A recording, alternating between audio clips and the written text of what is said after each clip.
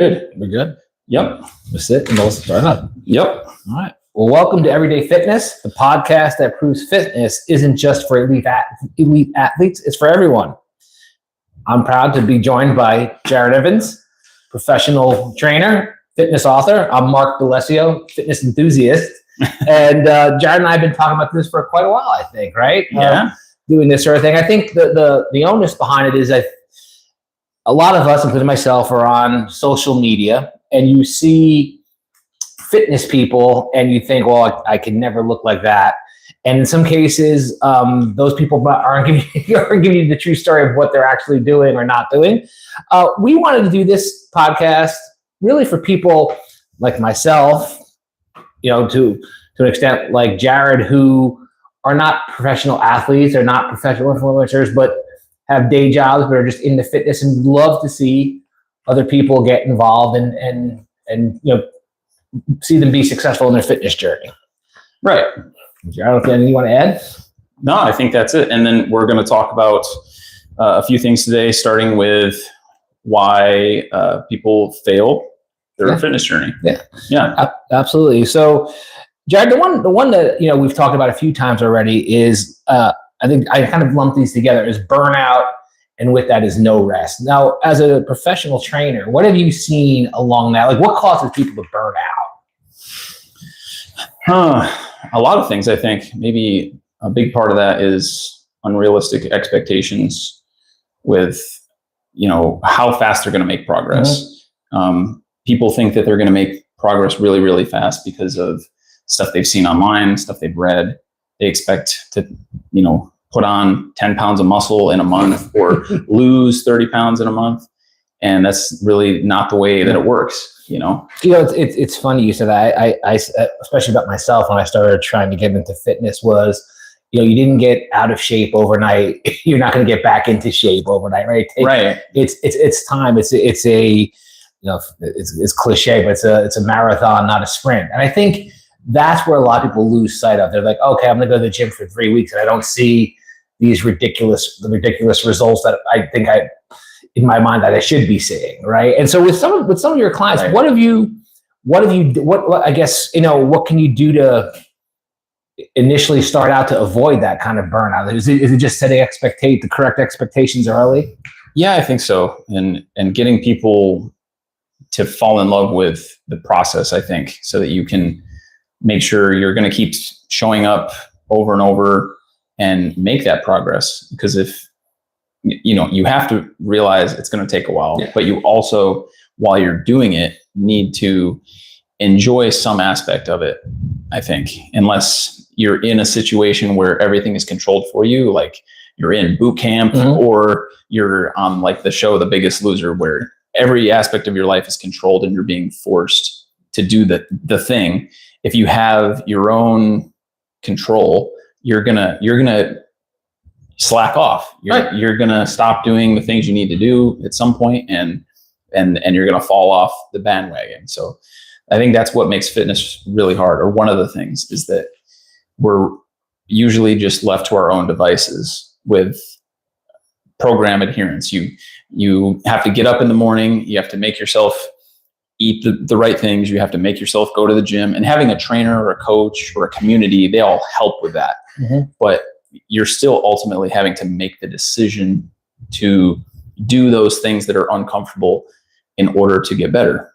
So all of that's a lot easier if you enjoy it. Yeah, no doubt. And I think some of the things you mentioned, we're going to get into in a little bit more detail as well. I've got some questions for you. But the burnout thing, I think where I've seen for myself in the past and others that I know, I have a full-time job, you have a full-time job, plus your clients have full-time jobs. Right. It's this, the old mindset I'll talk about when back in the day when I was in college, like, hey, I'm going to go to the gym 6 days a week. I'm going to spend 2 hours there.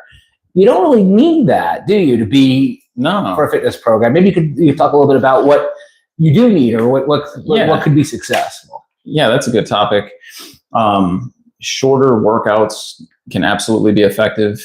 The longer sessions are nice if you have that kind of time and energy when you're younger, or if you're retired. But most people like you or me, we don't have all day to work out. So, but that's kind of what's expected. I think a lot of people think they need to do that. They see, the influencers on social media that are showing off these crazy workouts, and they work out all the times, and they think regular people think that they can't get results unless they're doing this insane workload. But you can absolutely make great progress on much less training than you think, and with shorter workouts. And I think that's actually the key for long-term success, because if you're trying to do these massive workouts, you're probably going to burn out. Definitely, no doubt. And then give up, and then you won't make any progress. So practically speaking, like you do 3 strength workouts a week for an hour each time, plus you do some cardio, and you've started rock climbing. That's right. And that's a lot, but that's still less training than a lot of like influencers do. And people don't even need to do as much as you to make good progress, especially if you're just starting out. I would tell people, if they're just trying to get their workouts going and start, just maybe do like 2 30-minute strength sessions a week. You can do a lot in 30 minutes if you're just doing a handful of exercises, and then just try to walk every day and, focus on eating healthy. And that's a great place to start. It doesn't have to be any more complicated than that. Absolutely. I think I've heard you say this in some of your Instagram posts, but just movement, right? I think people understand taking the dog for a walk. If you're one of those people, maybe lets the dog out in the yard, take the dog for a walk. If you play golf, walk instead of taking the cart once in a while. Just doing something, I think, to supplement a couple of workouts a week is going to really, you'll see progress by doing that. Yeah. No doubt. Yeah. Walking is super powerful.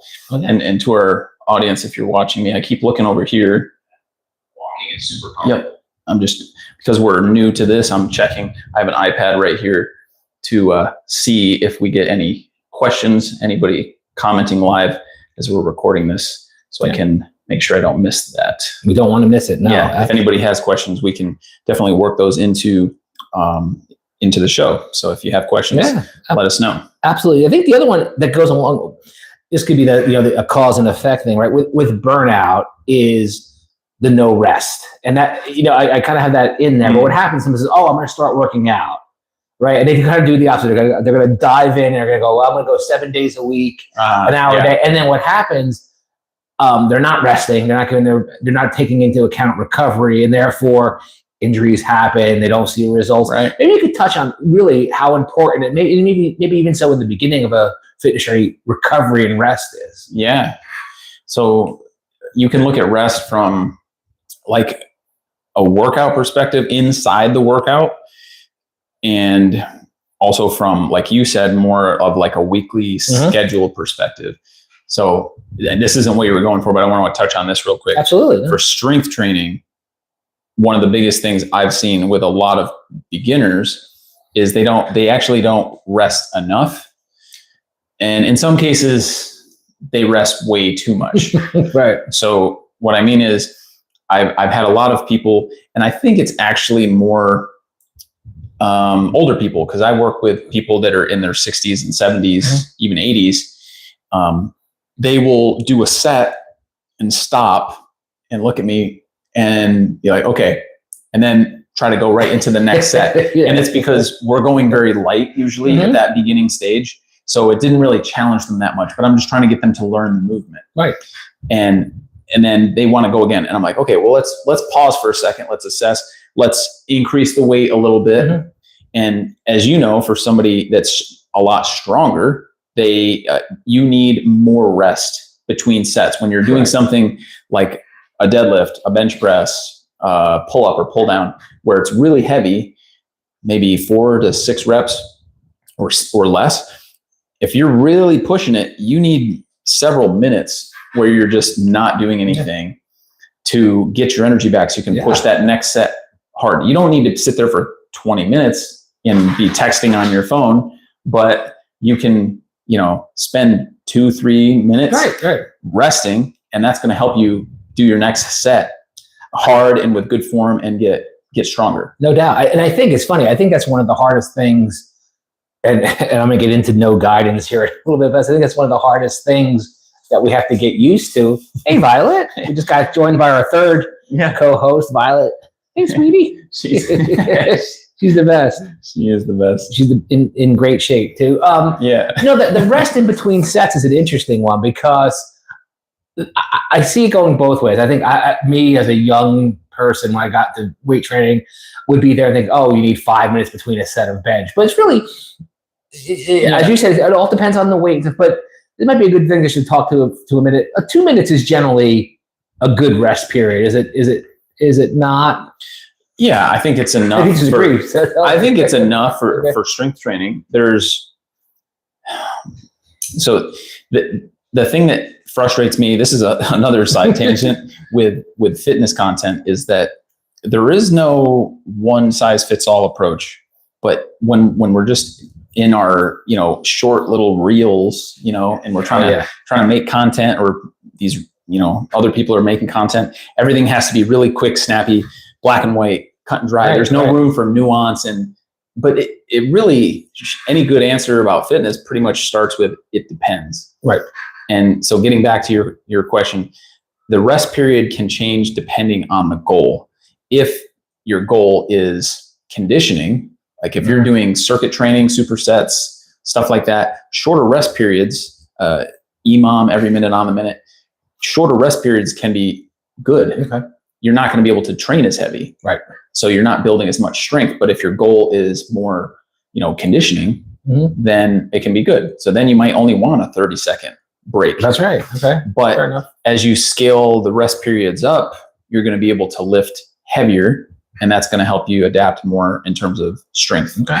So yeah, in between 1.5 to maybe 3 minutes is kind of my personal range that I like to use for most people's strength training. Yeah, that's nothing. And depending on their strength level, how fit they are, and the lift that you're doing, like something more taxing full body, like a back squat, and if you're pushing that really, really hard, you'll need more rest for that. Even if you're going as relatively hard on something like a bicep curl, because it just doesn't fatigue your whole system as much. Right. No, good point. That's a good point. And it's again, I'll get into guidance here, why it's important, I think, to have a trainer. We'll talk about that in a minute. The plan, and I think about this, more so recently I've gotten into doing, home things around the house, shall we say. And I think about, and use this as if I want to go put a deck on the back of the house, right? I'm not going to just get wood and start hammering, right? There's got to be a plan, whether it be blueprints or thought process. Good point. I think with what happens is people just think, especially if you have someone a little older who was an athlete in high school. All right, I'm gonna do some bench pressing and I'm gonna do some of this, but maybe their plan is they actually want to get more explosive, and they're doing the wrong exercise for what they want. So maybe for someone, obviously your services of trainers like yourself are available. What else would you say? Or I guess we'll talk. How important is that planning process and saying, hey, here's what I'm looking to achieve, and matching that with the correct exercise? Yeah, I think that's very important. That's kind of like if you want to take a road trip, you're in Texas and you want to go to California, but you end up getting a map that takes you to New York. Like you're going the completely wrong, that's right, wrong direction. Right. So fitness can be like that too. There's so much training culture and terminology and influence from the world of bodybuilding. It came from like the 70s, and I'm not against bodybuilding. Like it has its place, but it's not for everything. It shouldn't be anyway. If you want to focus on being athletic in a lot of ways, most bodybuilding training, at least for a big part of the year, is not going to work for you. It's actually going to take you away from what you want to do. Doing a lot of isolation stuff, slow tempos, doing everything to failure, like all of that is great for maximizing muscle size. But athletes don't really need that. A lot of them don't want that at all, because there's a lot of sports that have weight classes that they don't want to put on extra size. And they need to focus on other stuff. They need to focus on maximal strength. They need to focus on speed, acceleration, power, these other qualities, and their sport training. Right. So adding on, the bodybuilding stuff can just be, from one perspective, it's just too much extra work that their body is going to have to recover from. They're going to be too sore for practice. They're going to be, more prone to injury. Right. They're not developing the kind of qualities that they need to perform well in their sport. So again, that's another gray area where it's like, well, what do you want to do, and planning accordingly. So you can't just slap this, bro split program on everybody's, workout sheet, where it's, chest on Monday and buys back and biceps. Back and buys or whatever on Tuesday, so yeah. No, absolutely. Absolutely. And to that, right. I think, you and I've had this conversation before. I used to think, if you want to lose weight, you just have to get on a treadmill and run 5 days a week. And there's this, I think aside from the planning, right, it's you have to plan accordingly. And I think there's I think it's just people's own preconceived notions. I think just to investigate, hey, go online. There's some good resources. ChatGPT is certainly being one of them now, and say, hey, I'm looking to do this. I want to, get leaner. What can I do exercise wise? Don't just think, I got to do cardio to lose weight, or I got to do, weights to get, heavy weights to get stronger. There's ways of doing it. Doing it. Right.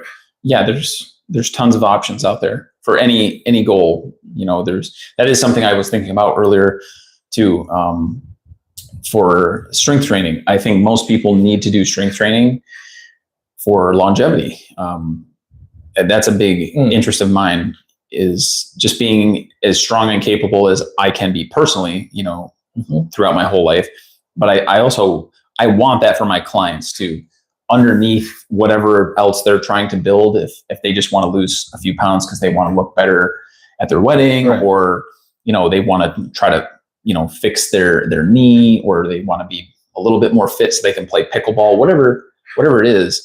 I am trying to give them what I think they need underneath what they want. And for me, that's longevity, so that they can still be able to, get up out of a chair when they're 70 or off the toilet, so they don't have to, go to assisted living.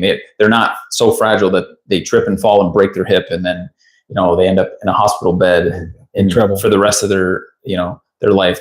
It's that stuff that's in the back of my mind. So strength training for me is kind of like a non-negotiable.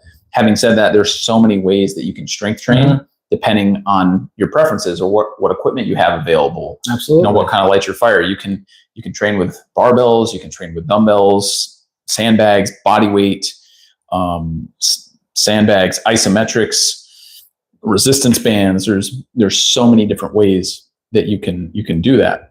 And I think we'll kind of talk some future episode about the, kind of the breakdowns and different things. But I think an important element you made there is kind of the foundation of our podcast, or this everyday fitness is, it's great. You could be training, you could be, the defensive tackle for the Texans, and you could have a different workout. But for everyday people, I think about this, right? My father, I used to say, he was ancient at 65, had trouble walking because he didn't do anything when he was younger.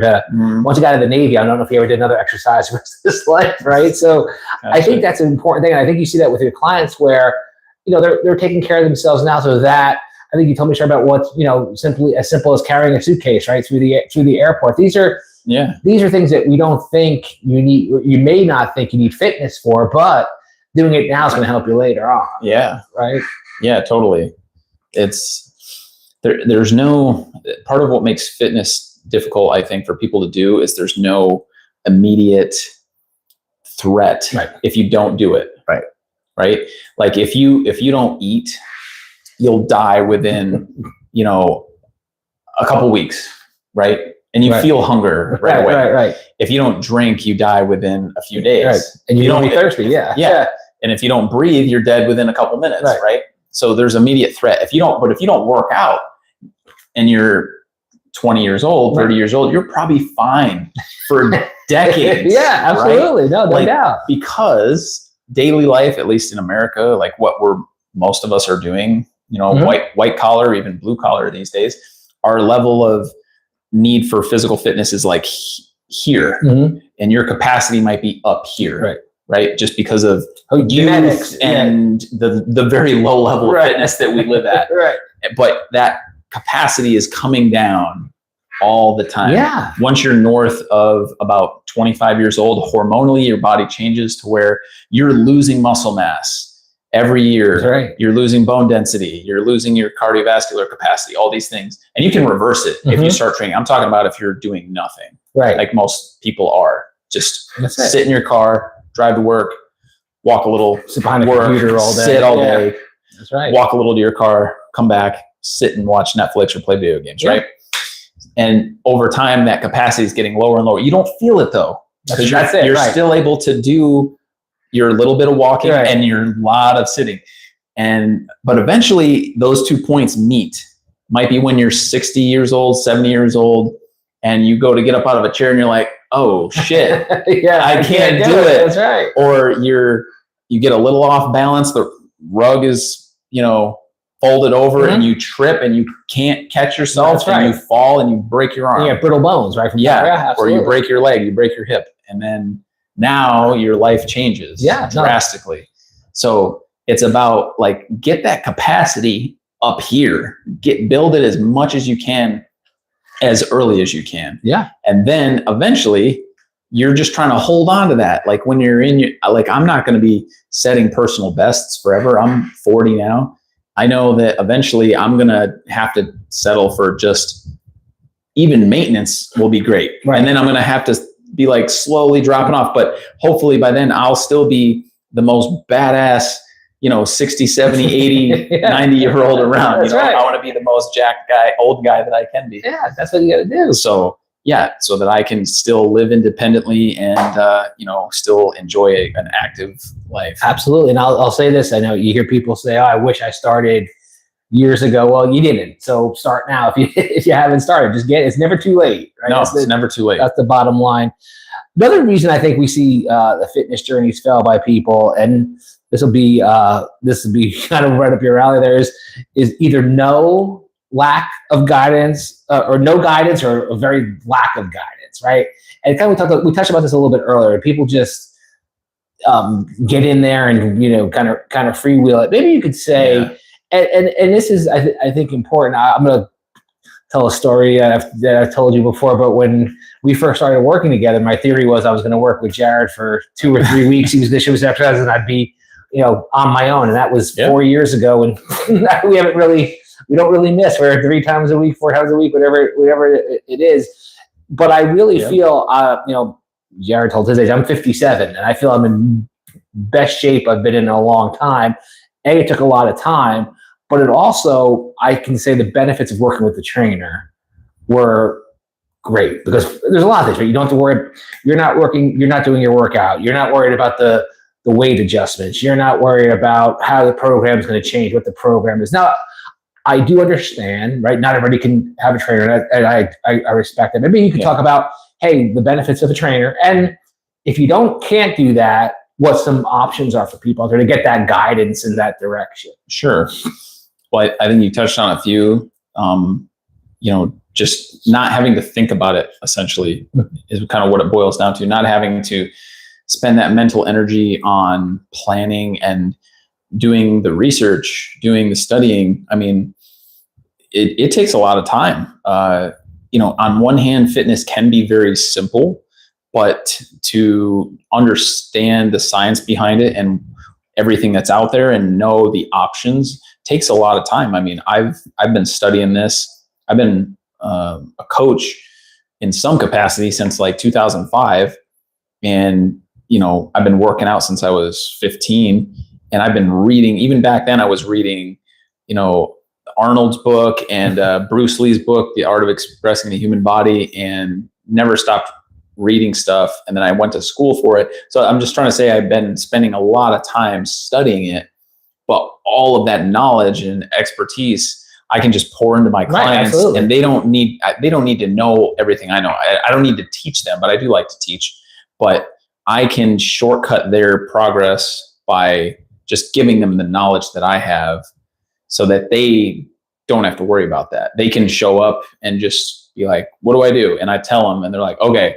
And it's, one less thing they have to worry about because they have their own profession to worry about and study for and try to get better at, and their own hobbies and family and whatever. So yeah, if you already have a full-time job and career and other things going on, trying to learn everything you can about fitness is a lot of extra work. And you can do it, but my advice to somebody that doesn't want a trainer or doesn't feel like they want to spend money on that would be to read and study and not really learn your stuff from social media, honestly. Like, or if you do, like, vet the people that you watch and learn from, because there's people popping up all the time that are just in it to make a quick buck, right? And they have no credentials, and there's a lot of bad information out there, that stuff that just looks cool, but it's not based on anything. There's Right. no science behind it. It's not real information. It's just crap. So vet who you watch. Go look at their bio, see what information, see what their credentials are, and people can lie about that too. It makes it even tougher. But look at older books, guys like Dan John, Ross Enamite, who are some other good guys out there.